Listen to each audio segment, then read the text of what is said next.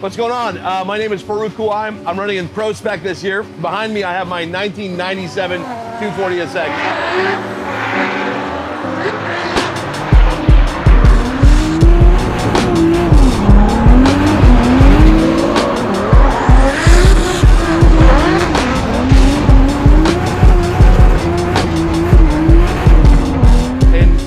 Is a Kooky chassis.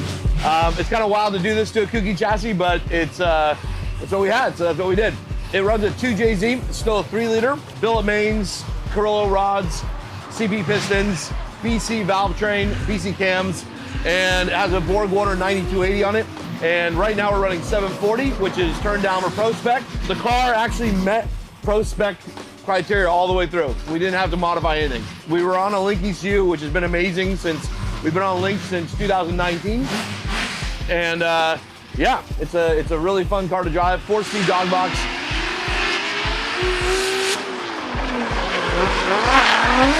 So a lot of people have been asking what the body kit is. It's a BN Type 4 replica made by Fine Line Tuning. They also make the Type 3 replica front fenders. It's an Origin Type 2 hood.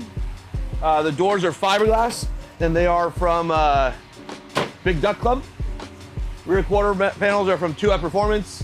The dash is another piece that a lot of people ask about. It's a carbon dash from Lithuania. HGK handbrake. The reason I went with the fancy handbrake was I had a lot of problems with handbrakes actually failing on me, because this has a floating master, and so the whole master, this has a tilted master, and actually rotates as you pull the handbrake. We had it where, like, after 3 or 4 rounds, we started seeing a little bit of seepage in the e-brake, and I just got tired of that, honestly. And so we switched to an HGK style handbrake that uses a floating master. And you can see you want to peek in there, you're gonna look out on the crossbar. The reservoir for the handbrake is actually on the crossbar behind the driver. So it's kind of fun, a little bit different than most people's setup. One thing you'll notice is that we actually run a square wheel setup this year. Because of the 255, we used to run an 11-inch countergram on the rear, because we were on a 275 or even bigger when we were having fun. And with the 255 mandate, I actually talked to the guys at Koenig, and I was like, hey, I love the 11s, you know, what makes more sense? And they're like, the 9.5 actually makes a lot more sense. So we can run a 255 on the front. We actually run a 235 because I like the way it feels a little bit better. And on the 255 on the rear, we have it on a 9.5 with a little bit of a spacer from Enjuku. Oh, it's incredible. I mean, it's also nice because now that we're square, if we damage a wheel, we have a bunch more, right? So we can swap it around. We do have 4 fronts mounted, because when you tap somebody or you have any kind of issue, it's nice to just be able to kind of swap them out quickly. You know, the nice thing about the Koenig wheels is that, one, they look great, right? Everyone loves the way that wheels look. But the other part of it is that they're light. And so mitigating unsprung weight is a big thing. And when we are not like a big high dollar team, finding creative ways to do that is important, and the wheel is one of them. So, yep. We're on silver suspension. We have our fuel system is all Nuke Performance. So the fuel cell, the pumps are actually Detroit pumps, but all the major components like that house the pumps and everything are from Nuke Performance out in Sweden. And what they did was they actually have a CFC unit that houses the pumps inside the fuel cell. So last year we had a fuel cell and then a surge tank. Now all that is combined into one thing, just to simplify lines, less leakage, kind of make it easier to work on, try to keep it as reliable as possible. So this is actually getting us a lot of fuel. So we can do 2 to 3 sets of tires on this. So that's 6-7 laps, E85, yep. Yeah, so it's pump ethanol. And we've run, like I've said, we've run like Ignite before, we were on one based up in Oregon. And unfortunately, that doesn't make sense with logistics these days. So we're just on pump ethanol. Yep. So we have a level gauge, which is great for the guys, right?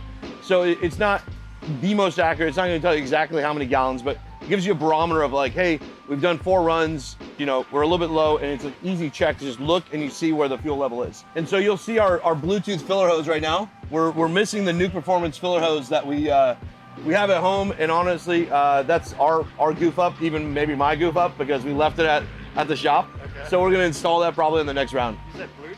I'm joking, right? Yeah. So normally we would fill from here and then go there. We created it, we tested it, and then we were messing with some stuff, and then we took it off. That's good. And then so Yeah, so right now we're filling with a funnel from there, but we we left that on there just for fun, right? Because we had like 4 or 5 people walk up to us and they're like, what's up with the filler hose there? I'm like, it's a Bluetooth fuel filler hose. It's like next level, you know? Yeah. The interesting thing about this car that a lot of people don't know, and it's actually kind of fun to highlight here, is most people either still have a front radiator in their drift car or they switch to like a rear radiator. It's probably one of the few on the grid that you'll see that actually has a center mounted radiator.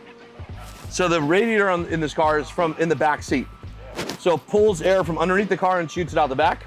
And what this does is it creates a really, really central polar moment.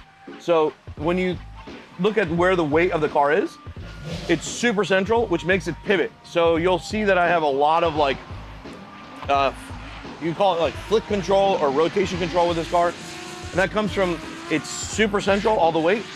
So the car won't hang out an angle longer than I want it to, and it also is very, very responsive to suspension settings. So if we add any kind of different spring rate or change the suspension setting, we feel it immediately because there's not that weight hanging over the back axle. We used to run 150 shot direct port, Nitrous Express 150 shot direct port, and now we switched to 75. Again, because with the 150 shot, the 255 just doesn't make sense. It just blows the tire off completely. So with the 75, it's a little bit more progressive, and it's we do have a solid state controller that we could control it more. Honestly, we found that complicates things a little bit, especially with the tune and everything. So it's nice to just have it on and off switch. So we have 3 parameters where it comes on at a certain RPM, comes on at a certain boost, and then on a certain throttle commitment, right? So when it sees over 80% throttle, it sees over 3,000 RPM, and it sees over, I think it's 1 pound of boost right now, it'll shoot the 175 shot. It'll actually turn off when it sees full boost, all through the Link ECU. So whether it's the fuel, ethanol content, whether it's the nitrous that's needed, it actually logs nitrous pressure as well. So it'll give us an alert if the nitrous is too low. And also it will tell us if the bottle needs to be warmed. So it has an automatic bottle warmer. So if it's under 900 pounds of pressure inside the bottle, it'll turn on a bottle warmer. You know, just have one of your crew guys to rub it. Right? Yeah, just hugging. Yeah. It's cold out here today, so we'll see. That might need to be an assisted way of warming it today. So none of this would have been possible this year without Enyos and Pedal Commander. Huge thank you. They keep us sticking. Check us out at on Instagram or on YouTube. It's Faruk Kugay, Faruk Kugay. Have a good one.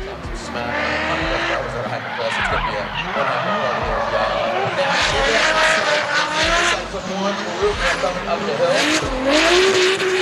The cars are